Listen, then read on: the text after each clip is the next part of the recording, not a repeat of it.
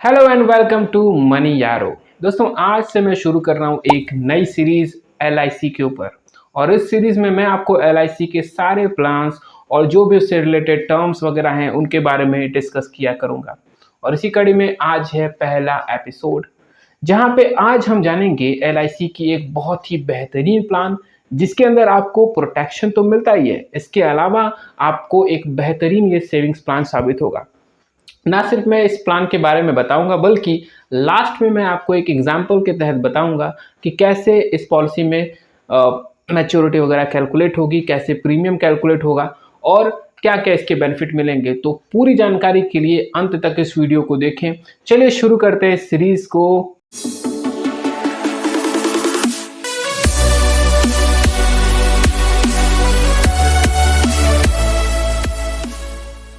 आज मैं बात करने वाला हूं LIC के new endowment plan table number 914 की। न्यू एंडोमेंट प्लान एक नॉन लिंक्ड प्लान है, जो कि नॉन लिंक्ड का मतलब होता है शेयर मार्केट का इस पर कोई इफेक्ट नहीं पड़ता है। शेयर मार्केट से ये लिंक नहीं होता है, उसके उतार चढ़ाव से इससे कोई प्रभाव नहीं पड़ता।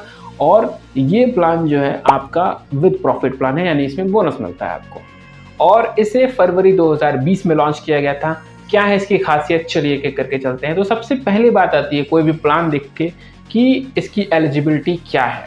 एलिजिबिलिटी की बात करें तो कोई भी इसे ले सकता है। और एज की अब बात कर लेते हैं तो मिनिमम एज होनी चाहिए 8 साल कंप्लीटेड। 8 साल यानी कि ये आप समझ सकते हैं कि अगर आप अपने बच्चों के लिए इस प्लान को लेते हैं तो उनके लिए भी काफ़ी ज़्यादा ये बेनिफिशियल साबित होगा। और एक चीज़ यहाँ पे ध्यान देने वाली बात ये है कि इंश्योरेंस वगैरह ये जो प्लान है, ये जितना पहले आप अपने एज में ले लेते हैं उतना ही बेहतर और सस्ता होता है। जैसे जैसे आपकी एज बढ़ती जाएगी इंश्योरेंस महंगा हो जाता है। तो जितना पहले आप शुरू करते हैं इन्वेस्टमेंट, जितना पहले आप इंश्योरेंस ले लेते हैं उतना ही बेहतर होता है आपके लिए। बात करें अगर मैक्सिमम एज ऑफ एंट्री की तो वो है 55 साल, लेकिन नियरेस्ट बर्थडे का मतलब ये है कि 55 साल 6 महीने, मैक्सिमम 55 साल 6 महीने तक आप इस प्लान को ले सकते हैं। और मैच्योरिटी जो मैक्सिमम एज होगी वो होगी 75 ईयर नियरेस्ट बर्थडे, यानी 75 ईयर 6 महीने तक मैक्सिमम आपका प्लान की मैच्योरिटी हो जानी चाहिए। इस चीज़ को ऐसे समझे कि अगर मान लीजिए आपकी एज है 55 साल और इस प्लान को आप लेते हैं तो मैक्सिमम आप 20 साल तक के लिए इस प्लान को ले पाएंगे।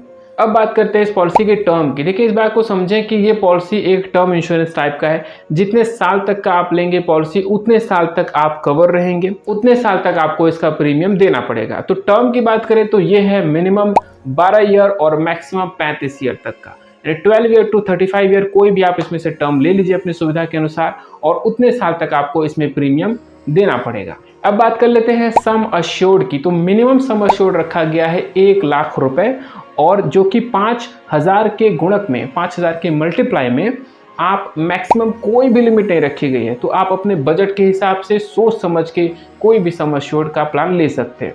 अब बहुत से लोग ऐसे होंगे जिन्हें सम अश्योर्ड वगैरह मतलब नहीं पता, तो मैं चलते चलते बता देता हूँ। सम अश्योर्ड एक मिनिमम गारंटीड अमाउंट होता है जो कि आपको मिलेगा ही मिलेगा। फॉर एग्जाम्पल, आपने 5 लाख की पॉलिसी ली है और अब अगर आप उसको सक्सेसफुली चलाते हैं और इन केस अगर डेथ वगैरह हो जाती है तो नॉमिनी को वो कम से कम 5 लाख तो मिलेंगे ही मिलेंगे। उसके बाद जो भी बोनस वगैरह बनागा वो तो मिलेगा। सो सम अश्योर्ड मिनिमम इतना अमाउंट है जो कि आपको ज़रूर मिलेगा डेथ के केस में या फिर मैच्योरिटी के केस में। सम अश्योर्ड को चूज़ करना बहुत ही सोच समझ के चूज़ करना चाहिए, क्योंकि जितना ज़्यादा का आप सम अश्योर्ड होगा उतना ही ज़्यादा आपको प्रीमियम देना पड़ेगा। तो आप ये, क्योंकि एक लंबे समय का प्लान है, तो आप ऐसा सोच के चलें कि इतने ही आप सम अश्योर्ड लें कि आप समझ सकें कि हाँ, आने वाले इतने साल में मैं हर महीने या हर साल जैसे भी आपको प्रीमियम जमा करना आप कर पाएंगे।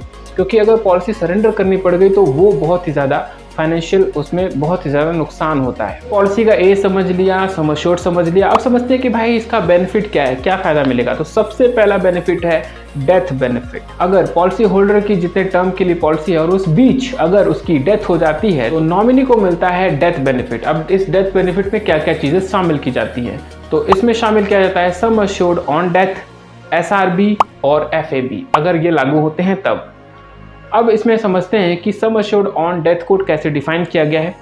Basic sum assured annualise premium है उसका 7 गुना, या फिर आज तक जितने प्रीमियम आपने जमा किया है उसका 105%।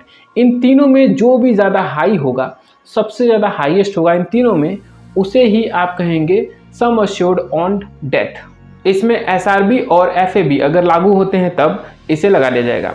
अब बहुत से लोगों के मन में क्वेश्चन आ रहा होगा कि SRB और FAB क्या होता है। तो ये एक टाइप के बोनस है। SRB और FAB दोनों के लिए मैंने अलग वीडियो बना रखा है, जिसका लिंक आपको डिस्क्रिप्शन में मिल जाएगा। इस वीडियो के बाद आप उसे देख लीजिएगा ताकि आप इसे बेहतर तरीके से समझ सकें, इसे कैसे कैलकुलेट किया जाता है वो जान सकें। फिलहाल के लिए आप ये समझें कि ये एक तरीके के बोनस हैं जो आपको मिलते हैं।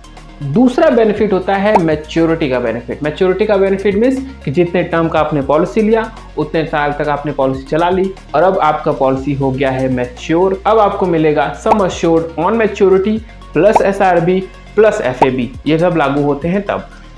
तो हमने समझा कि इतने सारे बेनिफिट हैं, हमारी सेविंग की सेविंग ही हो गई और प्रोटेक्शन भी मिल गया।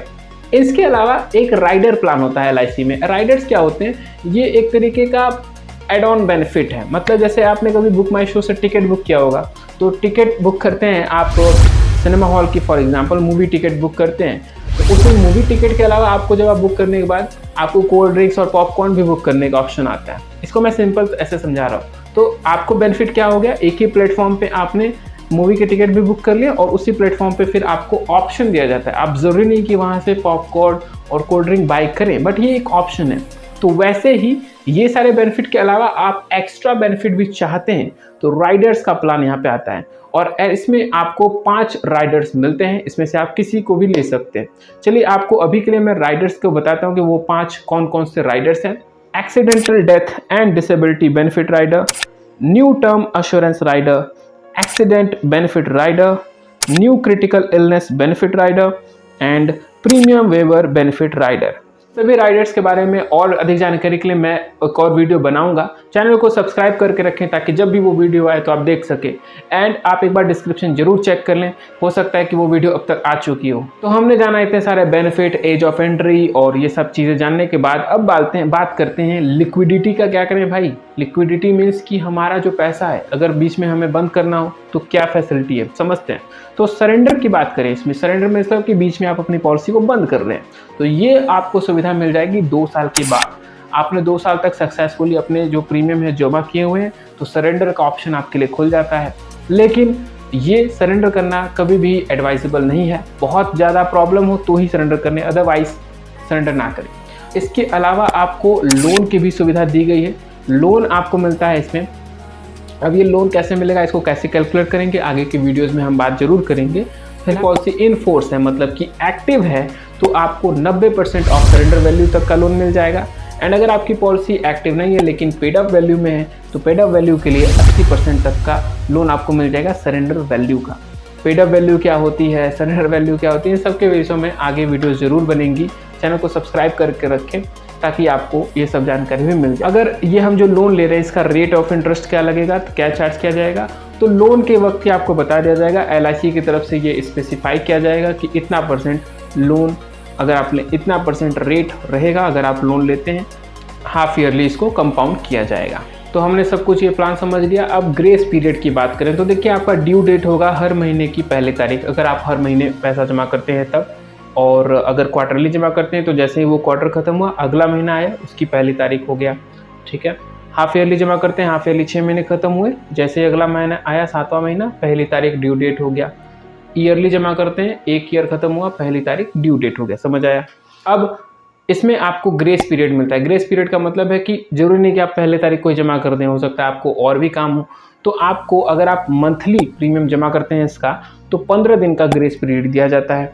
15 दिन के अंदर अंदर आपको अपनी पॉलिसी का प्रीमियम दे देना है। और क्वार्टरली, हाफ ईयरली और एनुअली जमा करने वालों के लिए ये दिन 30 दिन का दिया गया है। 30 दिन का उन्हें टाइम दिया है, आराम से आप 30 दिन में कभी भी अपना प्रीमियम दे दीजिए। लेकिन अगर आप अपना प्रीमियम देने में चूक जाते हैं तो आपकी पॉलिसी हो जाती है लैप्स, और इस केस में फिर आप इसे रिवाइव कराना पड़ेगा। तो रिवाइवर पीरियड है 5 साल का। 5 साल के अंदर अंदर जल्द से जल्द आप इस पॉलिसी को रिवाइव करा लें ताकि आपको बेनिफिट सारे मिल पाएँ। और इसमें आपको अगर आप रिवाइव कराएंगे तो जो भी प्रीमियम आपका बाकी रहेगा वो प्लस आपको पेनल्टी वगैरह लगा करके जमा करना पड़ता है। अब हमने सक्सेसफुल अपना प्लान वगैरह तो चला दिया। अब मेन बात आती है कि भाई मैच्योरिटी पे अमाउंट कैसे मिलता है। तो देखिए सबसे अच्छी बात जो मुझे लगी इस प्लान में कि मैच्योरिटी का अमाउंट आप लमसम में भी ले सकते हैं या इसकी इंस्टॉलमेंट भी बना सकते हैं, लाइक अ पेंशन की हर महीने आपको इसका एक तरीके का पेंशन जैसा आ रहा है। तो ये एक अच्छा मुझे फीचर इसका लगा। इसको मैं आपको बताऊं तो ये पॉलिसी होल्डर खुद डिसाइड करते हैं कि अगर उनकी डेथ हो जाती है तो नॉमिनी को वो पैसा लमसम में मिलना चाहिए या हर महीने मिलना चाहिए इंस्टॉलमेंट के थ्रू। ये नॉमिनी कभी भी इस चीज़ को डिसाइड नहीं कर सकते और ये पॉलिसी होल्डर चाहे तो पॉलिसी के दौरान ही इस चीज़ को डिसाइड करते हैं या पॉलिसी शुरू करने के समय भी डिसाइड कर सकते हैं। ये बात हो गई। लमसम में लिया तो आपको इकट्ठा सारा पैसा मिल जाएगा और अगर इंस्टॉलमेंट बना लिया तो हर महीने मिलेगा। इसमें आपको 3 कैटेगरी दी जाती हैं, 5 साल की, 10 साल की और 15 साल की। तो उतने आपके जो भी मैच्योरिटी होगी उस अमाउंट के हिसाब से आपको पैसा मिल जाता है। और अब आते हैं सबसे खास पार्ट पे, इसके कैलकुलेशन पे कि कितना पैसा जमा करेंगे तो कितना मिलेगा। तो चलिए एक एग्जांपल के लिए रूप में लेते हैं। मान लीजिए है मिस्टर ए जिनकी एज अभी है 25 साल और इन्होंने लिया है 35 साल का प्लान। 35 साल तक इन्हें पैसा जमा करना पड़ेगा, ठीक है। और इन्होंने जो सम एश्योर्ड लिया है वो है 5 लाख रुपए। तो अगर अब हम इनके प्रीमियम की बात करें तो जब आप फर्स्ट ईयर तक प्रीमियम देते हैं तो उस टाइम पे टैक्स लगता है आपका GST 4.5% लगता है। अब इसमें आप ईयरली, हाफ ईयरली और क्वार्टरली और मंथली के ऑप्शन आएंगे। ईयरली आपका जो प्रीमियम होगा वो होगा 13,052 रुपये, हाफ ईयरली होगा 6,600 रुपये, क्वार्टरली होगा 3,338 रुपये और मंथली होगा 1,113 रुपये। अब ये GST वगैरह इंक्लूड करके है। और इसके बाद सेकेंड ईयर मतलब फर्स्ट ईयर कंप्लीट होने के बाद 2.25% का इंटरेस्ट लगेगा।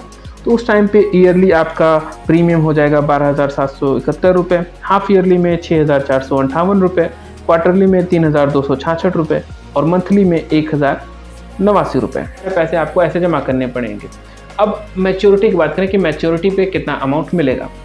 तो मैच्योरिटी पे आपने देखा कि सम एश्योर्ड है 5 लाख रुपए। तो इसमें आपको बोनस जो अभी का रेट चल रहा है कैलकुलेट किया गया उसके हिसाब से इसका बोनस बनेगा।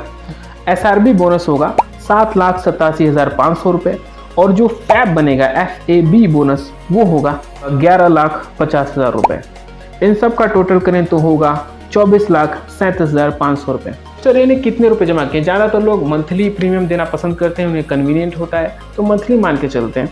तो मान लीजिए मिस्टर ए ने मंथली पहले 12 महीनों तक 1,113 रुपये दिए तो लगभग इन्होंने जमा किए 13,356 रुपये और बाकी के 34 सालों तक उन्होंने जमा किए 1,089 रुपये, यानी टोटल उन्होंने जमा किए 4,44,312 रुपये। सो टोटल इन्होंने जो प्रीमियम जमा किया वो होगा 4,57,668 रुपये, जबकि इन्हें जो मैच्योरिटी का अमाउंट मिला वो है 24,37,500 रुपये। तो आपने देखा कि कितना ज़्यादा यहाँ पे अमाउंट मिल रहा है, कितना अच्छा ये स्कीम है। स्कीम के साथ साथ ना सिर्फ ये सेविंग स्कीम में भी बेहतर है बल्कि यहाँ पे लाइफ का इंश्योरेंस भी है, प्रोटेक्शन है।